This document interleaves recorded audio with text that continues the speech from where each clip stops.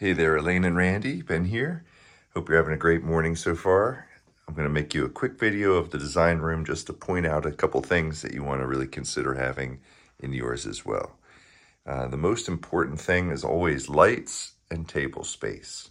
So we want to start there. Definitely with lights, you want the daylight balanced lights. So nothing that's too soft and yellow, but nothing that's too harsh and cold looking. Ideally, you have some kind of light also that lets you change the color temperature. This is a video light that I tend to use. It has a little dial on the back where you can change the color temperature. And so if somebody comes in and says that they have soft lights in the room, then you can turn the big ones off, turn that one on, and view their art and see what kind of light what kind of effect the light is gonna give it in the house, because it's gonna change things a little bit. So you have lights, you have table space, either a carpeted space or a hard top. I see shops that have both, and then some kind of storage. Now I use mine for boxes just because I use this as a shipping room also, but it would be nice to have storage for finished pieces, preferably on the other side really, but I'm just really strapped for space. So finished pieces that you would wrap and have awaiting customers when they come in.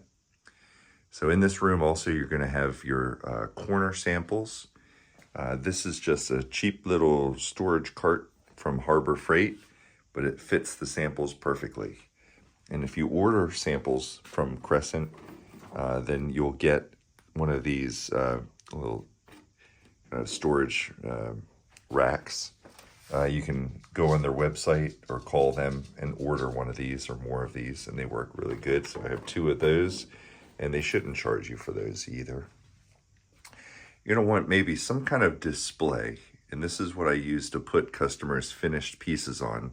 So when they come in, sometimes I'll have a blanket over it. You could do a big reveal, and sometimes I don't do that, but some kind of maybe an easel to display finished work for the customers when they come in and make a big deal about it. You're going to have corner samples on your wall. Now in this case, I just used some scrap pieces of wood and put some strips of Velcro on it, which works pretty good, other than sometimes the Velcro starts to peel away from the top. So you want to just put a couple staples in there to secure it. But for the most part, my corner samples are on carpeted, basically pieces of MDF, because I wanted something that's totally flat. And then I just wrapped this carpet over it. This is a really cheap carpet from the carpet store, and sometimes you can buy remnants up really cheap from them. Puts a little bit of carpet adhesive or some kind of sticky stuff throughout. Otherwise, when you pull the corner samples off, it will kind of pull the carpet off. It's really annoying. I usually just kind of shoot a bunch of staples throughout, and that will keep it from separating from that wood from that wood backing.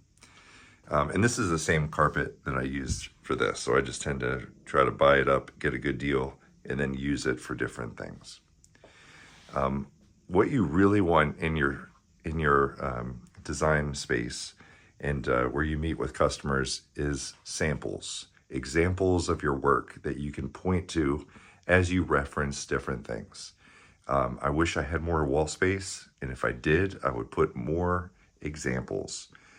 So I'm constantly pointing to minor mat, 3/16 inch, it looks like this, or conservation reflection control glass, it looks like this, or museum glass, it looks like this. And so you're able to point to examples, and so the more examples you have, the better. Other than that, I would say a good idea to have a computer with, especially with some kind of display screen, and I often have a slideshow playing where it's just examples of your work and just help kind of build credibility and that you do a variety of things and you do a good job. And then you'll need some space for your specifiers and price sheets and things like that. So maybe a couple files for those types of things. Maybe space somewhere on a table in the back. This one tends to get full really quick. But some space maybe for catalogs, books, things of that nature.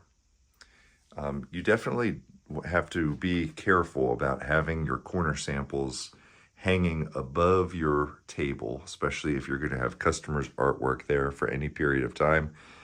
Sometimes the Velcro does give, and you don't want a corner sample falling off on top of your table. So I have just a few up there, and I make it a point to remove art when I'm not engaging with it. I'll cover it up, I'll move it somewhere else, and just to be safe. If you have space in this room also, it would be great to have some of those flat files that they call the architectural flat files, or the blueprint cabinets. You can get them on Facebook Marketplace, usually for, I find them to be around $400 each. If cheaper than that, that's a pretty good deal and worth considering. If you're planning on shipping, you might want to consider some kind of little scale, a thermal printer, and your computer, and that way you can just weigh things and print out a label to then package it up and send it out. You're going to need also, and I wish I had a larger roll, but you're going to need some kind of rolls of craft paper or something similar so that you can wrap customers' artwork up. For me, I tend to, whenever the customer comes in to pick up their piece, I'll show it to them, and then I'll say, I'll be right back. And I have to run in the other room and get a giant roll of black paper, lay it out on the table, and then I just quick wrap it up for them before they leave. So ideally, that would be in this same room. You might want to consider also some other kind of little cabinet for extra things that you might reference during the consultations. For me, I tend to use this for things like the hanging hardware. So I'll give the customer one of these. These are called courtesy hangers. Give customer one of these for every purchase. Cards that are right for thank you cards. Some other just miscellaneous things like tape, and also blades, because I feel like I'm constantly opening boxes and opening up artwork and things like that while I'm in here. I think that is pretty much it. Maybe some anti-fatigue mats, because if you're standing in one place all day, it's kind of nice on your knees. And I think that is it. All right, let me know if I can help further. I hope you have a great one today. See ya.